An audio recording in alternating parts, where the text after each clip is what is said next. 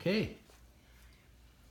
The next saga is our honeymoon in Bali. But before I tell you about that, I just want to show you one picture of the Hungarian couple whom Harry had befriended. And they came from Hungary in the late 1930s. She was Jewish and escaped for safety reasons. He was not Jewish and was simply looking in Indonesia for a better means of earning a livelihood. He was 5'2" and she was 5'2". Okay. When we went to Bali, we were met at the airport by the woman who had been on shipboard with me, who was compiling the Balinese English dictionary. And she took us in hand, along with another American couple who had also just been married in Batavia, who were also celebrating their honeymoon. So the two young couples sort of shared the honeymoon experiences. And some of the experiences which are so memorable were watching Balinese dances, which had not been shown since before the war. But Mrs. Mershon had influence, and she organized them so that we saw the monkey dance out in an open field. It's, for those of you who might have seen it, it's a group of men and they keep dancing in sort of a circle, getting more and more frenzied until at the end of the dance, they end up in a huddle, something like a massive football huddle. And this is accompanied by the drums of the gamelan orchestra.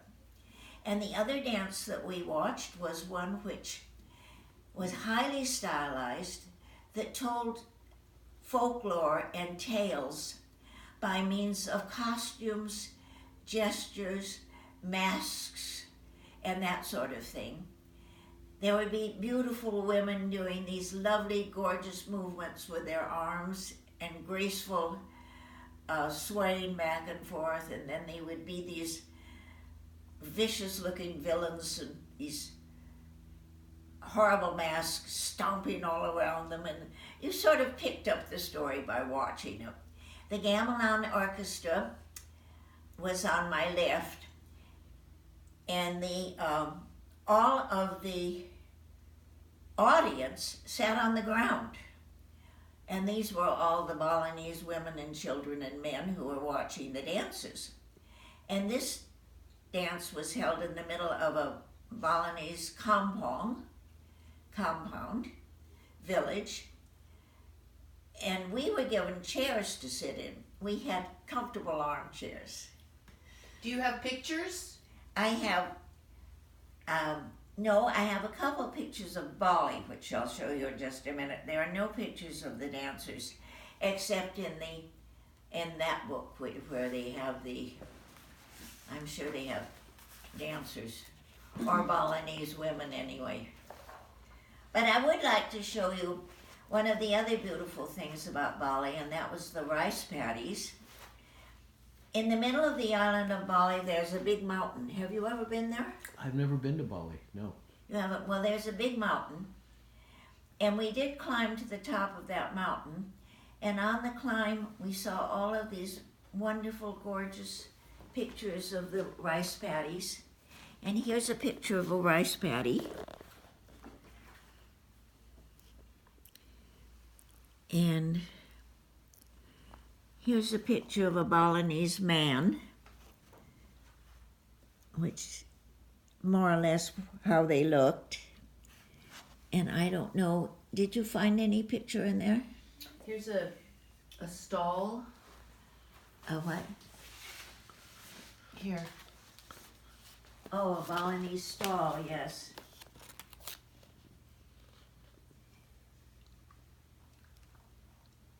Okay.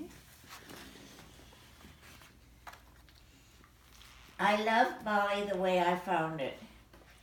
It was so completely unspoiled.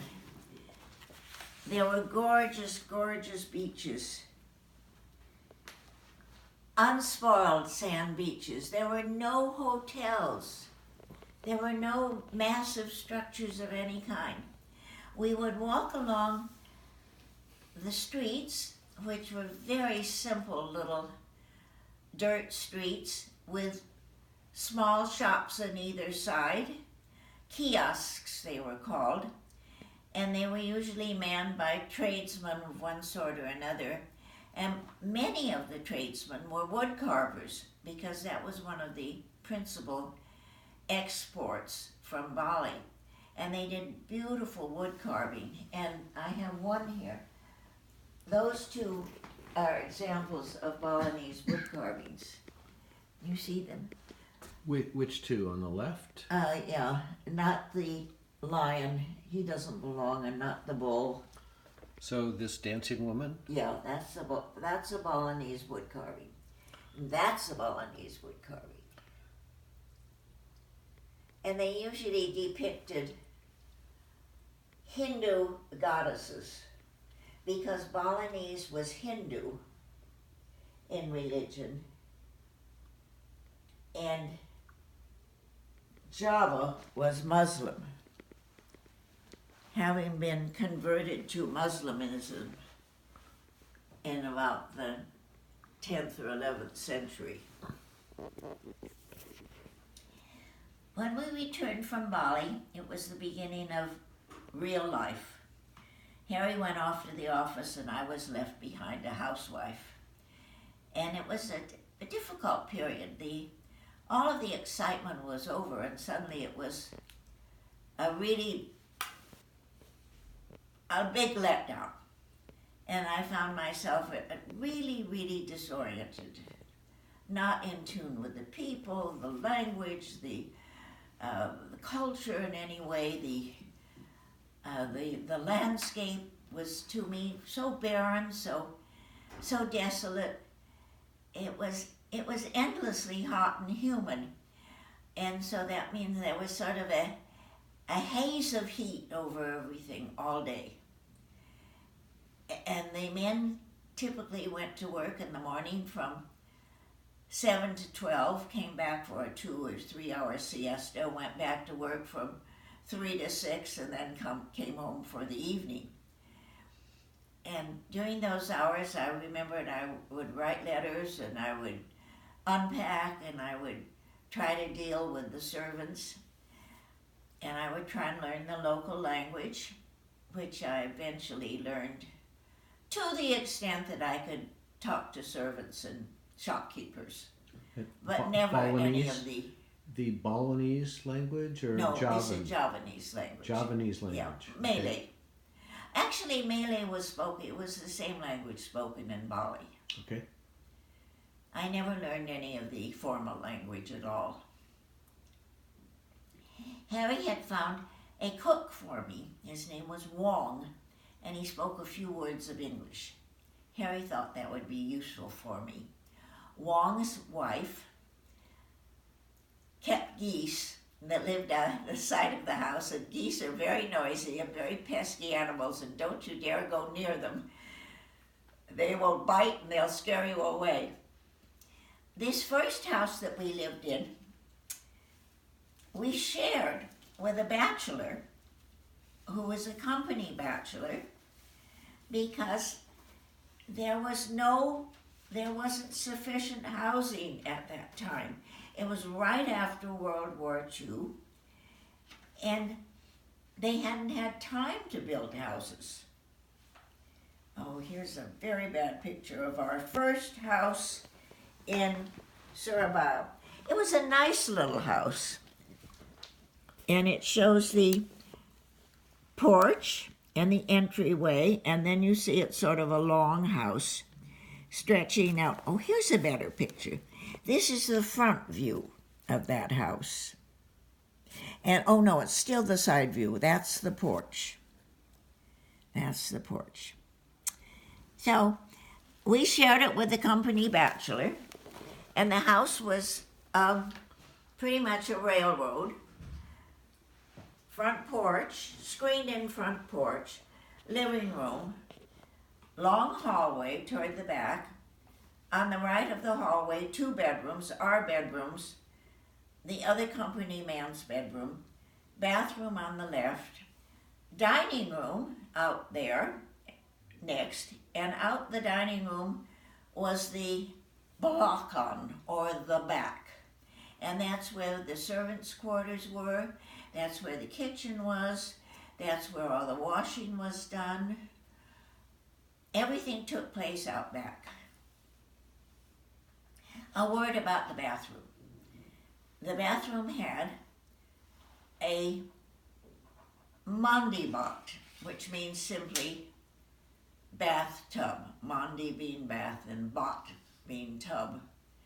It sat in the middle of the bathroom. No, it sat in the corner of the bathroom. It fit into the corner of the bathroom in a square. It was about 4 feet high. Is that 4 feet or 3.5 feet? And it had a bucket on one side, and you stood next to this tub, dippered the water in and sloshed it over your body, soaped, and then dippered it in again and sloshed it over your body and rinsed off. Cold water, of course, but it was a very hot temperature.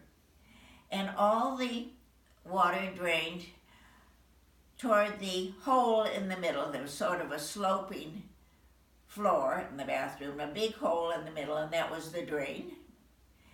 And then on the right-hand side in the corner was the toilet. Of course, there was a big tank at the top, and there was a big long cord. And the toilet had no second seat. It was just a solid piece of, what are toilets made of? Porcelain? Porcelain, solid piece of porcelain with one opening. But it did flush.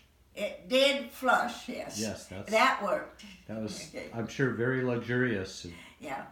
So food for me was a big problem at the beginning because I didn't know what to order. I had no idea what was available in the market. The market was called the Pasar. Housewives did not go to the market.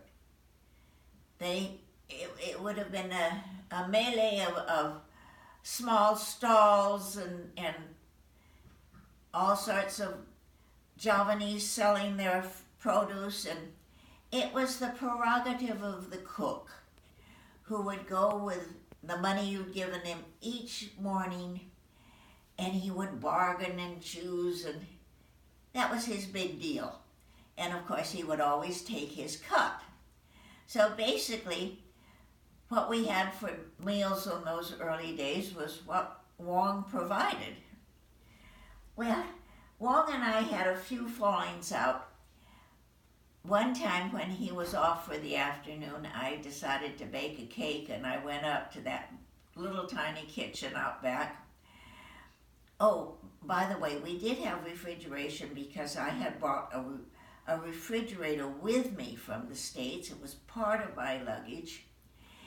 And the refrigerator was kept in the dining room. Aren't refrigerators always in the dining room? Well, mine was. Anyway, I went out to bake this cake, and I carefully put together all the ingredients, and I stuck it in the stove. And it was an old-fashioned gas stove, which I had to light with a match and light the flame and then shut the door and let it go. Of course, I didn't realize that you really had to control that flame and keep it turned down. And so when my cake was done, 40 minutes later, it was charcoal black. And when Wong saw this, he thought it was hilarious. That did not endure him to me. But the other thing he did, which was really awful, I had received quite a lot of silver pieces as a wedding gift, and I had brought those, and one day there was Wong out on the back stoop polishing the silver with a red pumice stone. So It was shortly thereafter that Wong and I parted company. And the next cook I had was this really lovely, sweet Javanese woman. She had graying hair, which she wore pulled tight back with a bun in the back. And she would come in the morning and ask for instructions, and she would kneel in front of me. And she would call me young miss, which was Yamuda. So I was Yamuda. And Harry was Tuan Muda. Muda being young, meaning young. So I was the young miss, and Harry was the young sir. And when I'd finished talking to her, she would get up off of her knees and she would back out of the room. Well, I'm sure that these were the habits that were instilled in the Javanese by the Dutch, because it had been a Dutch colonial empire for 400 years.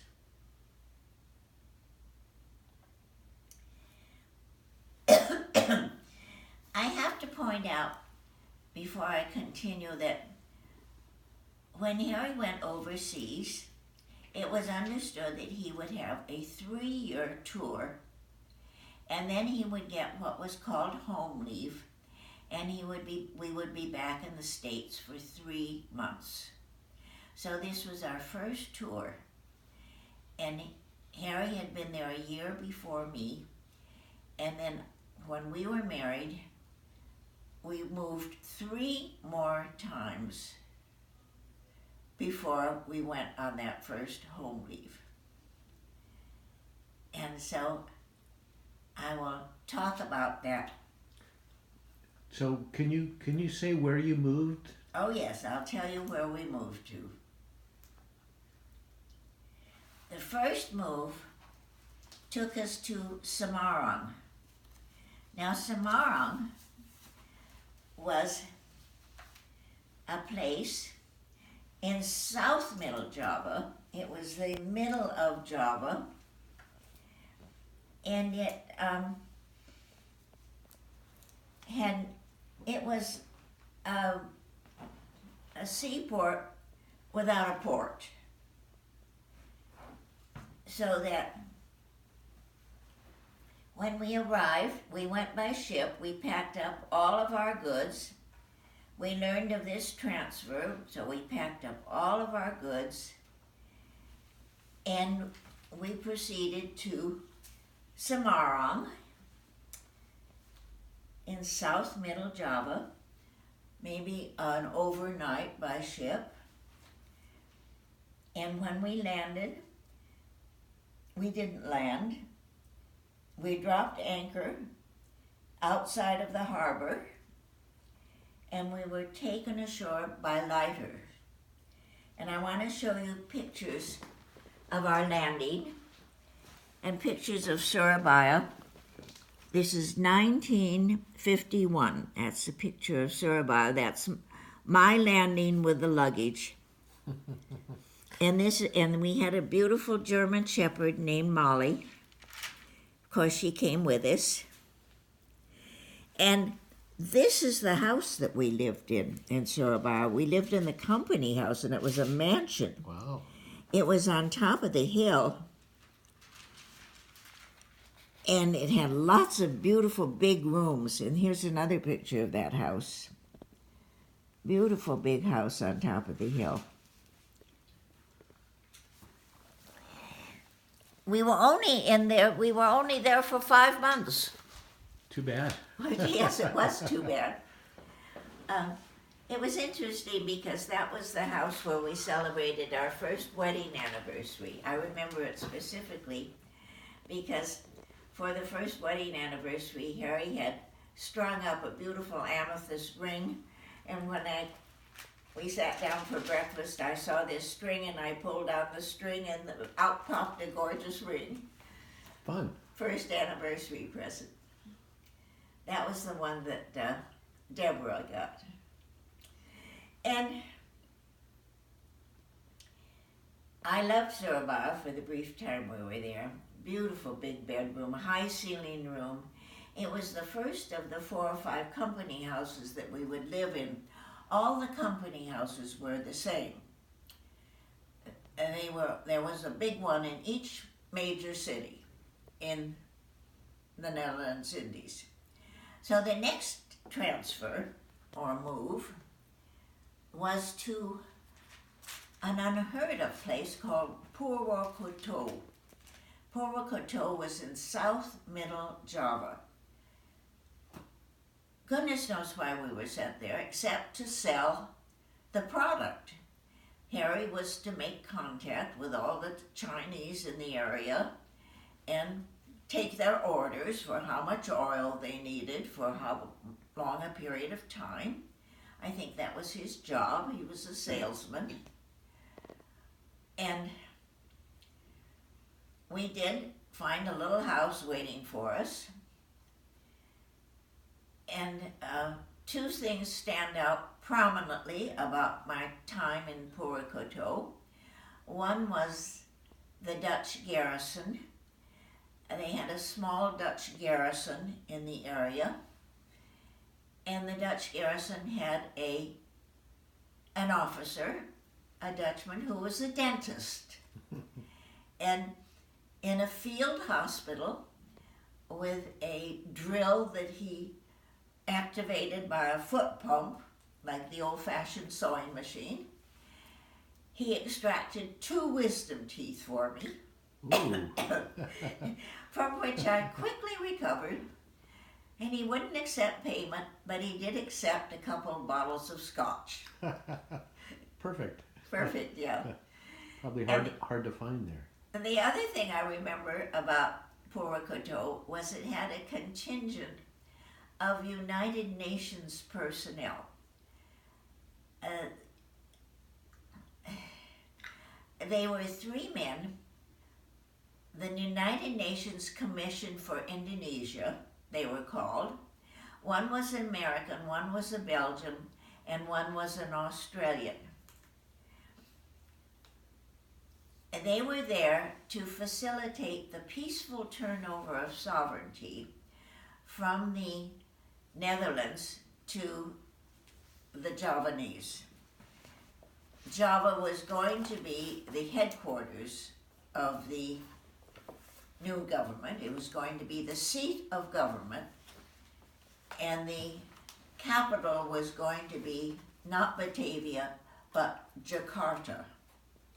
So Jakarta is the name for what was previously known as Batavia? Yes. Okay.